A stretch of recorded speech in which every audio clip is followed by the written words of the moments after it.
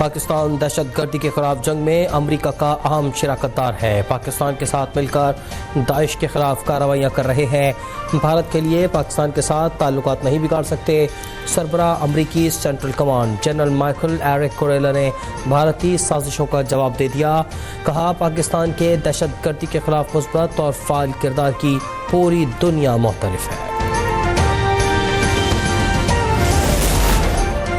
امریکہ بھارت کو مذاکرات کے لیے کان سے پکڑ کر بھی لائے گا۔ سربراہ پارلیمانی وفد بلاول بھٹو زرداری کہتے ہیں کہ بھارت نے دہشت گردوں کو پیسے دے کر اپنے ہاں دہشت گردی کروائی۔ بھارت دہشت گردوں کو فنڈ دے کر پاکستان میں کارروائیاں کرواتا ہے۔ اور بجٹ میں تنخواہ دار طبقے کو جتنا ریلیف دے سکتے تھے دیا۔ ہر چیز قرض لے کر رہے ہیں۔ مالی گنجائش کے مطابق ہی ریلیف دے سکتے ہیں۔ وزیر خزانہ محمد اورنگزیب کی پوسٹ بجٹ پریس کانفرنس۔ کہا، ٹیکس قوانین پر عمل درآمد نہ ہوا تو 500 ارب روپے تک اضافی ٹیکس لگانا مجبوری ہوگی۔ عسکری ساز و سامان کو تعلیم اور صحت پر فوقیت۔ مودی سرکار غربت اور بھوک سے بلکتے بھارتی عوام کا مقدر پھر بارود میں دفن کرنے میں مگن۔ بھارتی وزارت دفاع نے 30,000 کروڑ روپے مالیت کے دفاعی نظام کی خریداری کی تجویز دے دی۔ Quick reaction surface to air missile system خریداری کی منظوری لی جائے گی۔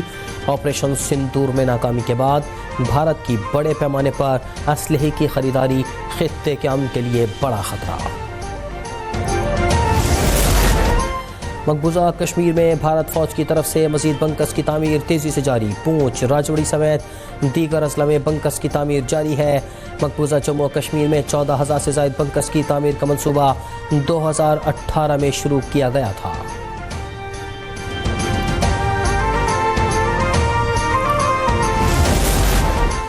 وزیراعظم کل متحدہ عرب امارات کا سرکاری دورہ کریں گے۔ شہباز شریف UAE کی قیادت سے ملاقاتیں کریں گے۔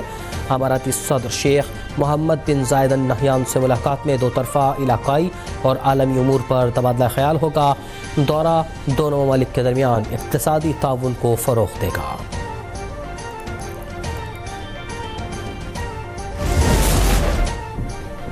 وفاقی بجٹ میں بجلی صارفین پر اضافی سرچارج عائد کرنے کا فیصلہ۔ نیپرا ایکٹ میں ترمیم کے ذریعے حکومت سرچارج بڑھا سکے گی۔ صارفین سے 3 روپے 23 پیسے فی یونٹ سرچارج وصول کرنے کی ابتدائی تجویز۔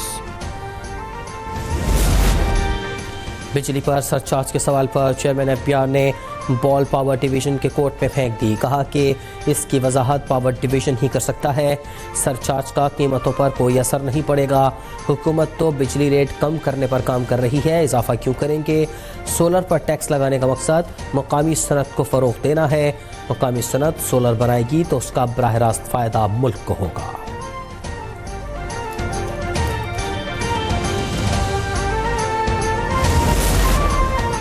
آئندہ مالی سال کے لیے پنجاب حکومت کا 1200 ارب روپے کا ترقیاتی بجٹ تیار۔ 2750 ترقیاتی اسکیمیں شامل۔ صوبائی بجٹ 12 یا 13 جون کو پیش کیے جانے کا امکان۔ وزیر اعلیٰ مریم نواز نے ٹیکس میں اضافہ مسترد کر دیا۔ ٹیکس نیٹ کو وسعت دینے کی ہدایت۔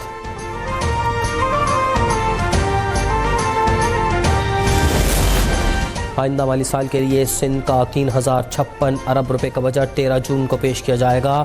ٹیکس وصولی کا ہدف 800 ارب اور مجموعی ترقیاتی بجٹ 1100 ارب روپے سے زائد مختص کرنے کی تجویز۔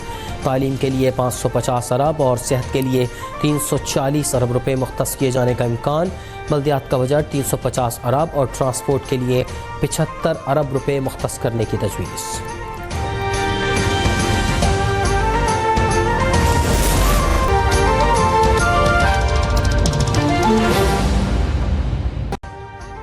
ابھی سبسکرائب کریں تاکہ کوئی خبر رہ نہ جائے۔